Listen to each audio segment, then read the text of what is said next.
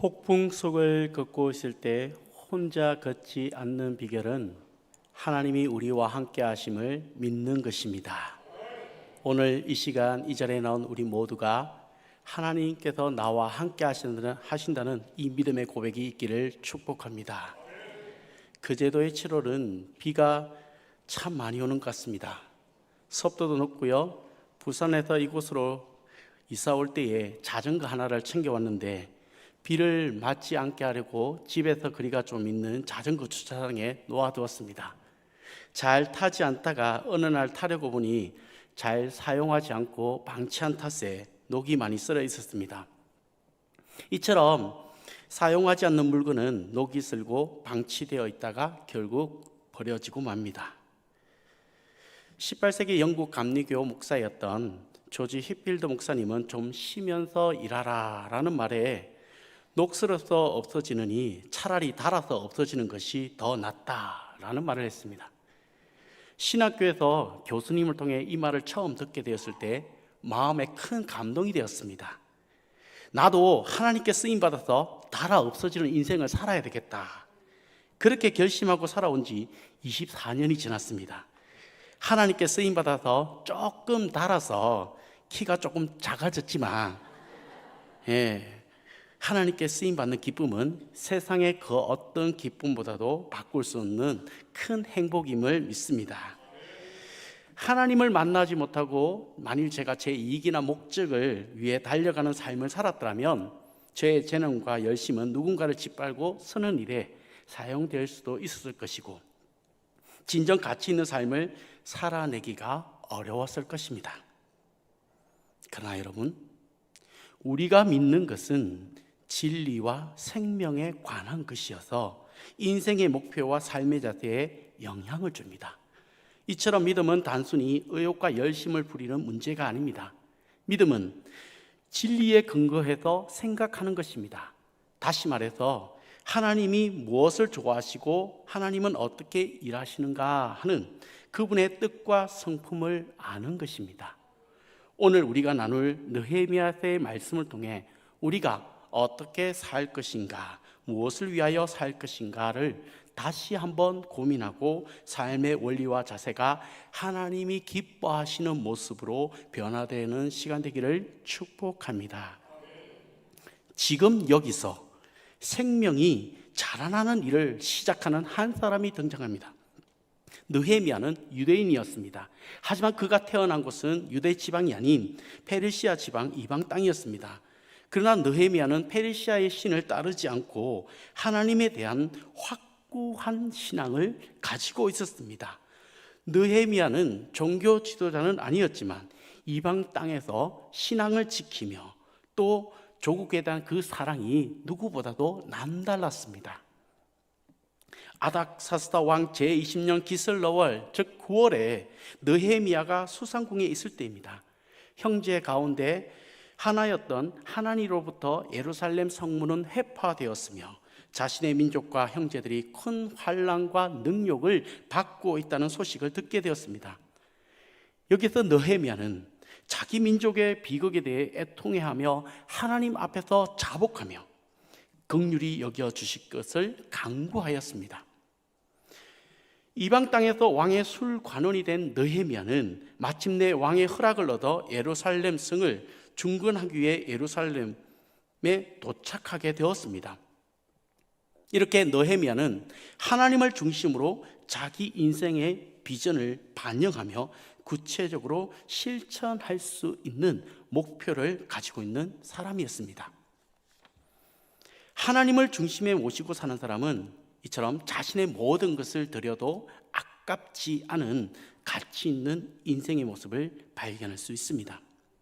여기 계신 성도님들은 인생을 헛되게 살거나 또 낭비하는 분은 아마 없으실 것입니다. 신실하게 그리고 성실하게 살아가며 하나님을 닮아가려고 분명히 애쓰고 노력하는 분들일 겁니다. 저도 오늘 하루를 열심히 산 것 같습니다. 하지만 해야 하는 일에 쫓기면서 바쁘게 일상을 살다가 보면 방향을 잃고 내가 지금 뭘 하고 있지? 무엇을 위해 이렇게 열심히 달리고 있지? 하고 본질을 잃어버릴 때가 있습니다. 나의 시선에서 하나님을 놓치고 현실과 미래를 바라보다 교만해지고 우울해질 때가 있고 후회와 염려와 두려움으로 시간을 흘려 보낼 때도 있습니다. 이렇게 살아가지 않기 위해서는 어떤 일을 시작하기 전에 우리가 반드시 선행되어야 할 것이 있습니다. 그것은 무엇보다도 먼저 내 삶의 주인이 예수 그리스도이심을 고백해야 한다 하는 사실입니다. 우리가 진정한 신앙인이라면 내가 정한 목표를 향하여 그리고 수단과 방법을 가리지 않고 달려가기보다는 예수 그리스도를 통해 하나님을 알아가고 하나님과 화목하는 일에 집중할 수 있어야 합니다. 예수님은 누구보다도 바쁘셨습니다. 하지만 많은 사역을 하기 전에 이른 새벽에 하나님 앞에 나아가 항상 기도하셨습니다. 그렇기 때문에 예수님께서는 하나님을 누구보다도 잘 아셨습니다. 하나님께서는 예수님을 향해 세상을 소개할 때에 이는 내 사랑하는 아들이요 내 기뻐하는 자라라고 말씀하셨습니다. 예수님이 이 땅에서 사역하는 동안 신실하게 하나님의 뜻을 이루며 하나님께서 기뻐하시는 일, 생명을 주시고 진리를 우리에게 가르치셨습니다. 우리가 평생을 다 바쳐도 다 할 수 없는 일들을 예수님께서는 우리에게 가르치셨습니다. 우리가 평생 바쳐도 다 할 수 없는 일들을 예수님이 33년의 짧은 생애 가운데 다 이루셨다는 말입니다. 그렇게 할 수 있었던 이유가 무엇입니까? 하나님을 잘 알았기 때문입니다. 그래서 하나님이 무엇을 기뻐하시는지, 자신이 무엇 때문에 보냄을 받았고 또 무엇을 해야 하는지 알 수 있었던 것입니다. 그리하여 단 하나의 낭비 없이 거룩하신 하나님께 자신의 전부를 드릴 수 있었던 것입니다. 저와 여러분도 무엇보다 먼저 예수 그리스도를 힘입어 하나님과 화목하고 매 순간 성령님과 동행하는 복이 있기를 축복합니다. 성령님과 동행할 때 하나님께서 기뻐하시는 일을 할 수 있으며 우리 가운데 아름다운 열매가 맺혀지게 될 줄 믿습니다. 느헤미야는 자신의 민족과 형제들의 큰 환난에 대해 슬퍼하며 금식하며 기도하는 가운데 하나님이 주시는 비전을 발견하게 되었습니다. 그것은 바로 예루살렘 성벽을 재건하는 일이었습니다. 왕의 술 맡은 관원장으로 신임을 얻으며 높은 고위 관직에서 살아갈 수 있었지만 자신의 모든 것을 들여 하나님의 일을 하기로 결단합니다. 하나님은 무너진 우리의 인생에 찾아오셔서 우리를 일으켜 주시고 회복시켜 주시는 분이십니다.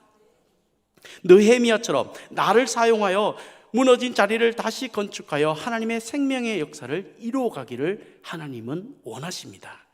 오늘 우리가 보았던 말씀은 느헤미야가 예루살렘에 이르러 3일이 지나 몇 사람을 데리고 비밀리에 예루살렘 성벽 야간시차를 나가는 장면입니다. 무너진 성을 확인하기 위해서입니다. 느헤미야는 무너진 성에 대한 재건에 대해서 계획을 제사장과 귀족들과 방백들에게 고백하게 됩니다. 그러나 느헤미야를 대적하는 산발락과 도비야와 게셈이 나타나서 이 성전 재건을 방해한다는 내용을 담고 있습니다. 그러나 여러분, 이 모든 과정이 어떻게 진행되고 있는가입니다. 사람이 정한 시간과 계산과 방식에 따라서 이루어지고 있는 게 아니라는 사실입니다. 느헤미야는 하나님께 쓰임받은 사람입니다. 하나님은 어떤 사람을 쓰실까요? 단순히 하나님에 대한 지식이 많고 기도를 많이 하는 사람을 사용하실까요? 학벌과 배경, 직장이 좋고 모든 사람에게 존경받는 준수한 사람을 사용하실까요? 물론 이런 분들도 영향력이 있을 것입니다. 하지만 하나님께서 쓰시는 사람은 약해도 부족해도 하나님의 말씀에 귀를 기울이고 그 말씀의 믿음으로 순종하는 사람을 사용하신다는 것을 믿으시기를 바랍니다. 성경이 우리에게 요구하는 것은 신구약을 통틀어서 단 한 가지입니다. 그것은 바로 거룩입니다. 거룩은 세상과 구별되는 것입니다. 즉 타락한 세상과 구별되는 것입니다. 왜 다르게 구별된 삶을 살라고 말씀하시는 걸까요? 우리를 사랑하시기 때문에, 우리를 살리시기 위해 거룩하라고 말씀하시는 것입니다. 하나님의 뜻은 복잡하지 않습니다. 하나님의 뜻은 우리를 사랑하시는 것입니다. 또 우리를 살리시는 것입니다. 나의 생각과 세상의 소리가 하나님의 말씀과 부딪힐 때 나의 것, 세상의 것을 내려놓고 하나님의 말씀대로 살아가는 저와 여러분 되기를 축복합니다. 하나님이 그 사람을 사용하실 때에 우리는 어떻게 해야 합니까? 인내하며 하나님의 때를 기다릴 줄 아는 사람이 되어가야 합니다. 오늘 11절 말씀을 보면 왕의 허락을 얻어 어렵게 예루살렘에 돌아온 느헤미야는 3일이 지난 시점에 비공식적이지만 본래 하고자 했던 계획을 착수하기 위해 시차를 나가게 됩니다. 에스라서에 등장하는 에스라 역시 예루살렘에 도착한 지 3일을 머물고 본연의 임무를 수행하는데 이는 안식일 휴식과 관련되어 있습니다. 느헤미야 역시 이 3일 중에 안식일이 포함되었을 것으로 추정할 수 있습니다. 그런데 당시 성벽을 재건하는 데 걸린 기간이 52일이었습니다.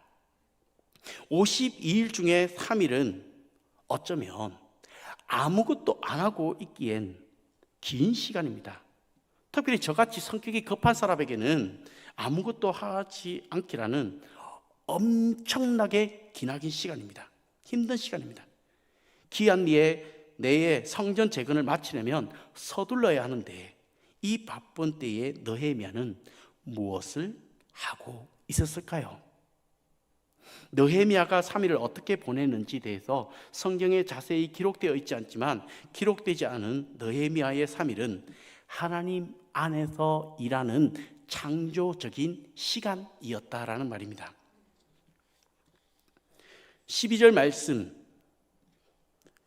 내 하나님께서 예루살렘을 위해 무엇을 할 것인지 내 마음에 주신 것을 이라고 기록하고 있습니다. 아무 일도 하지 않은 것 같아 보이나 하나님께서 일하는, 그리고 하나님의 말씀을 듣는 가장 소중한 시간이 된 것입니다. 우리가 무슨 일을 하기 전에 반드시 기도해야 하는 이유도 바로 여기에 있습니다. 나의 열심, 나의 열정, 나의 생각 다 내려놓고 하나님의 말씀을 들으며 은혜 받는 시간이 필요하다는 사실입니다. 이번 여름 성경학교를 앞두고 아이들의 영혼 구원과 하나님과의 인격적인 만남을 소망하고 있습니다. 천국 잔치를 준비하며 각 부서에서 준비할 것들이 너무나 많습니다. 실제로 많은 성도님들이 시간과 재능과 물질을 들여가며 보이지 않는 곳에서 많은 헌신을 하고 있습니다. 너무 감사합니다. 하지만 우리에게 선행되어야 할 것은 하나님께서 일하시는 창조적인 시간이 필요합니다. 바쁜 때일수록, 중요한 때일수록 우리의 분주한 마음과 손을 잠시 멈추고 하나님의 능력과 은혜를 구하는 저와 여러분 되기를 소망합니다. 느헤미야는 진짜 중요한 구원의 일을 시작하기에 앞서 하나님 앞에서 잠잠히 있어야 할 시간을 가진 것입니다. 구원의 주체가 누구십니까? 사역과 일의 주권이 누가 가지고 있습니까? 나입니까? 아니면 하나님입니까? 예수님께서도 모든 사역을 마치시고 십자가에 못 박혀 돌아가신 지 3일 동안 무덤에 계셨습니다. 그 시간은 죽은 것 같아 보이나 사망 권세를 이기고 부활을 창조하신 하나님께서 일하셨던 시간임을 기억하시기를 바랍니다. 우리가 생각하기에 모든 것이 다 끝난 것 같은 절망적인 상황 같아 보여도 하나님은 여전히 신실하게 일하는 분이심을 기억하시기를 바랍니다. 우리도 하나님과 끝까지 인내하며 끝까지 신뢰하시기를 바랍니다. 하나님은 믿음으로 살아가는 사람을 기뻐하시며 상 주시는 분이십니다. 히브리서 11장 6절에 이렇게 기록되어 있습니다. 믿음이 없이는 하나님을 기쁘시게 하지 못하느니 하나님께 나아가는 자는 반드시 그가 계신 것과 또한 그가 자기를 찾는 자들에게 상 주시는 이심을 믿어야 할지니라. 아멘. 믿음의 사람을 통해 하나님의 역사를, 하나님의 때를 하나님의 방법으로 이루어 가실 줄 믿습니다. 믿음으로 다시 살리는 생명의 역사를 경험하고 간증의 주인공이 되는 저와 여러분 되기를 축복합니다. 12절 말씀을 다 같이 합독하겠습니다. 시작. 무엇을 할 것인지 내 마음에 주신 것을 내가 아무에게도 말하지 아니하고 밤에 일어나 몇몇 사람과 함께 나갈새 내가 탄 짐승 외에는 다른 짐승이 없더라. 아멘. 하나님의 말씀에 순종할 때 우리는 지혜롭고 겸손한 사람이 되어갑니다. 느헤미야는 성전 재건의 계획을 아무에게도 알리지 않았습니다. 하나님이 허락하신 일이고 왕의 허락을 받아 성전 건축에 필요한 재무까지 얻은 상황이었지만 어쩐 일인지 아무에게도 이러한 사실과 계획을 밝히지 않습니다. 여기서 우리가 하나님의 일을 하느냐, 내 일을 하느냐, 하나님이 일을 하지만 하나님이 하라고 할 때 하느냐, 하나님이 하라고 하지도 않았는데 내 열정만 갖고 하느냐 하는 차이가 있습니다. 하나님이 허락하신 일이라고 내 생각만 앞세워서 무조건 밀어붙이는 것은 자칫 무질서와 폭력, 오만과 그릇된 생각을 일으킬 수도 있습니다. 그러므로 지혜롭고 겸손한 때를 분별하며 때에 맞는 순종을 해야만 합니다. 어떤 사람이라도 함부로 대하지 말고 귀히 여기며 내 마음에 들지 않더라도 하나님께서 부여하신 질서나 리더십을 존중하고 거스르지 않기를 바랍니다. 원치 않는 대적들로 말미암아 심각한 방해가 예상되었음을 볼 때 느헤미야는 이러한 상황을 신중하게 상황을 파악하면서 하나님의 뜻을 따랐습니다. 13절 말씀에 보면 본이라는 말은 주도 면밀하게 조사했다라는 말씀입니다. 무너진 성전을 재건하고 무너진 사람들을 도와주기 위해서 철저한 준비를 했던 것입니다. 그렇지만 자신이 어디에 가고 무엇을 탐색했는지 제사장과 귀족과 방백들에게 알리지 않았습니다. 그렇지만 17절에 보면 느헤미야는 예루살렘 백성이 당한 공경을 우리가 당한 공경이라고 표현하면서 무너진 성전을 재건해야 한다는 이 도전을 주기 위해서 고난에 동참하는 모습을 보이고 있습니다. 오늘 우리도 우리 주변을 돌아보고 무너진 사람들이 있다면 다가가서 도전을 주는 저와 여러분 되시기를 축복합니다. 오늘 본문 말씀에 가장 드라마틱한 본문이 어떤 본문인지 아십니까? 바로 오늘 본문 말씀 중에 18절 말씀입니다. 18절 말씀에 보면 뭐라고 얘기합니까? 다 같이 18절 말씀 함께 읽겠습니다. 시작.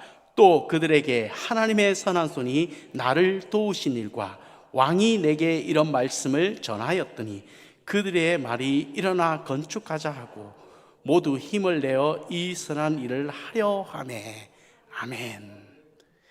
18절 말씀 상반절에 보면 그동안 아무에게도 알리지 않았지만 이제는 하나님이 도우신 일을 간증하고 있습니다. 내가 예루살렘에 해파된 소식을 듣고 금식하며 기도했더니 하나님께서 왕의 마음을 움직여 주셨다. 아닥사스다 왕이 조서를 주고 성벽을 지으라고 제목도 줬다. 이렇게 간증하고 있는 겁니다.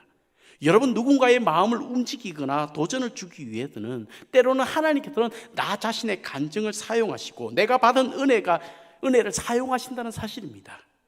그러나 내가 받은 은혜, 이 은혜 속에 누구를 드러내고 있습니까? 나입니까? 하나님입니까? 하나님입니다. 하나님께 받은 은혜를 진솔하게 전달할 때에 감동과 도전을 줄 수 있다는 사실입니다. 이 18절 말씀 상반절과 하반절의 말씀은 아주 하나님의 강력한 역사가 있음을 볼 수 있습니다. 18절 말씀 하반절에 보면 그들의 말이 일어나 건축하자 하고 모두 힘을 내어 이 선한 일을 하려 하매라고 기록합니다. 느헤미야가 먼저 그들에게 일어나 건축합시다 이렇게 하지 않았습니다. 느헤미야가 간증을 하자 간증을 들은 그들의 말이 일어나 건축하자 했던 것입니다.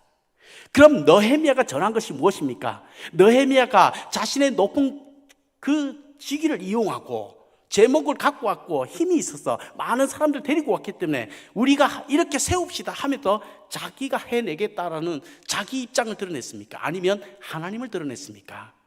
하나님을 드러냈습니다. 하나님이 하셨다고, 하나님이 도우셨다고, 하나님이 함께 하신다고 그렇게 고백하고 있는 겁니다. 성전이 불타고 무너졌다고 낭망한 사람들에게 이러한 느헤미야의 간증은 도전이 되었습니다. 성벽을 재건하기 위해서 물질이나 노력보다 더 필요한 것이 있다면 하나님의 영에 감동을 받은 한 사람입니다. 성령 충만한, 은혜 충만한 한 사람을 통해 우리의 영이 살아나고 우리의 공동체가 살아나는 것입니다. 사랑하는 성도 여러분, 오늘 저와 여러분이 그리스도 하나님의 영에 충만함을 덧입는 하나님의 사람들 다 되기를 축복합니다. 이제 모든 것이 준비가 다 된 것 같습니다. 그런데 하나님이 이를 결정적으로 시작하려고 할 때에 반드시 우리를 방해하고 업신여기며 비웃는 무리들이 생겨납니다. 느헤미야는 그러한 무리의 조롱에 대해서 싸우거나 그리고 다투거나 하지 않고 오직 하나님의 말씀을 선포하면서 믿음으로 반응하고 있습니다. 20절 말씀을 보면 뭐라고 얘기합니까? 내가 그들에게 대답하여 이르되 하늘의 하나님이 우리를 형통하게 하시리니 그의 종들인 우리가 일어나 건축하려니와 오직 너희에게는 예루살렘에서 아무 기업도 없고 권리도 없고 기억되는 바도 없다 하였느니라. 아멘. 내가 그들에게 대답하여 이르되 하늘의 하나님이 우리를 형통하게 하시리니. 아멘. 느헤미야는 예루살렘 성을 중건하는 것이 하나님의 뜻이라는 것을 분명히 알았습니다. 그래서 쓸데없이 감정에 치우치거나 대응하지 않고 하늘의 하나님이 우리를 도우셨다, 형통하게 하신다라고 함으로써 그들의 조롱을 일축하였습니다. 그는 이미 하나님의 도우심을 확인하였을 뿐만 아니라 그 일은 하나님이 도우실 것이라는 확신이 그 마음속에 있었다 하는 사실입니다. 여러분, 너무 멋지지 않습니까? 하나님과 느헤미야의 이런 멋진 콜라보레이션. 저는 이 장면이 너무나 통쾌하게 느껴졌습니다. 대적들의 집요한 방해 공작에도 불구하고 한치의 오차도 없이 흔들림 없이 공사를 진행함으로써 공사 개시 불과 52일 만에 예루살렘 성 중건이라는 놀라운 일을 이룰 수 있었습니다. 이러한 사실은 하나님의 인도를 절대적으로 신뢰하는 사람이 하나님의 일을 이루게 됨을 말해줍니다. 여러분, 느헤미야가 하나님께 쓰임받고 있었지만 결정적으로 이 일은 누구의 일입니까? 하나님의 일이고 하나님 그분 자신이 해내신 일인 줄 믿습니다. 오늘 우리 사회의 신뢰가 무너지고 경제가 무너지고 교육이 무너지고 망하고 무너진 사건들이 우리 주변에 참 많습니다. 그러나 이 모든 사건은 영혼 구원의 영적 성전을 짓기 위해 하나님께서 주신 사건입니다. 주변에서 일어나는 일들에 관심을 가지고 기도하며 하나님의 말씀에 믿음으로 반응하는 이 시대의 느헤미야가 우리 신영교회에서 많이 나오기를 축복합니다. 저와 여러분은 이 작은 순종을 통해 다음 세대와 우리 가정의 믿음의 성벽이 재건될 것이며 가정과 교회와 나아가 예수님의 이름으로 살아나는 역사가 우리나라에 전 세계까지 선한 영향력을 끼치게 되기를 축복합니다. 사랑하는 성도 여러분, 이제 우리가 가장 중요시 해야 할 것이 무엇이겠습니까? 하나님께 쓰임받는 사람은 하나님 앞에 조용히 엎드리며 기도하는 사람인 줄 믿습니다. 기도하는 사람에게 하나님께서 그 일을 보이시고 길을 내시고 그 일을 하게 하신 줄 믿습니다. 하나님께서 그 일을 하게 하실 때에 능력도 주시고 힘도 주시고 용기도 주시고 담대하게 밀고 갈 수 있는 그런 강력한 리더십도 허락해 주실 줄 믿습니다. 이러한 하나님의 부르심에 쓰임받는 저와 여러분 되기를 축복합니다. 우리의 주어진 자리, 무너진 그 자리를 일으켜 세우는 하나님의 사람들이 다 되기를 축복합니다. 이제 저와 여러분에게 주어진 사명의 자리 어떤 곳입니까? 어디입니까? 그 무너진 자리를 여러분 현실과 상황 가운데서 내 눈으로 보는 데서 그치는 것이 아니라 느헤미야와 같이 하나님의 시선으로 상황을 다시 바라보고 하나님께서 내게 주시는 그 시선으로 기도하면서 하나님께서 때와 시기에 맞게끔 말씀하실 때 믿음으로 반응하여서 행동하는 하나님께 귀 쓰임 받는 신년의 모든 가족들 되기를 축복합니다. 각자의 해파된 자리에서 일어나 선한 일을 도모하며 하나님께 쓰임 받는 귀한 신년의 모든 성도님들이 되기를 축복하며 기도합니다. 기도하겠습니다. 140년 동안 무너져 있던 예루살렘 성전처럼 무너져 황폐한 가정들이 있습니다. 오랫동안 무너져 있는 아버지는 우리의 식구들이 있습니까? 신앙이 무너져 있는 내 식구들이 있습니까? 그들을 일으키기 위하여 내가 할 일을 깨닫게 하여 주시옵소서. 무너지고 해파되고 불탄 자리에서 건축하게 하여 주시옵소서. 구원을 위해 자신을 돌아보고 상황을 잘 탐색하며 하나님이 주시는 지혜와 분별을 쌓게 하여 주시옵소서. 그리하여 헛된 인생이 아니라 참되고 후회 없는 삶을 살 수 있도록 은혜 내려 주시옵소서. 우리에게 맡겨주신 영혼을 많은데 아버지 찾아가기 싫은 골짜기, 게으름과 이기심 때문에 찾아가지 못하는 것을 불쌍히 여겨 주시옵소서. 힘들고 무너진 자리야말로 복음이 필요한 자리인 줄 알고 부지런히 탐색하며 찾아다니며 내가 살아난 간증을 외치게 하여 주시옵소서. 내 안에 역사하시는 하나님을 그들에게 나타내게 하여 주시옵소서. 일어나 건축하자고 도전과 감동을 줄 수 있는 영적 리더십을 갖게 하여 주옵소서. 나를 업신여기고 비웃는 산발락과 도비아가 있어도 흔들리지 않게 붙들어 주시옵소서. 내가 하나님의 자녀이기에 하나님께서 나를, 우리의 가정을 형통케 하신다고 믿음의 고백을 하는 믿음의 산 사람들이 다 되게 하여 주옵소서. 감사합니다. 예수님의 이름으로 기도드리옵나이다. 아멘.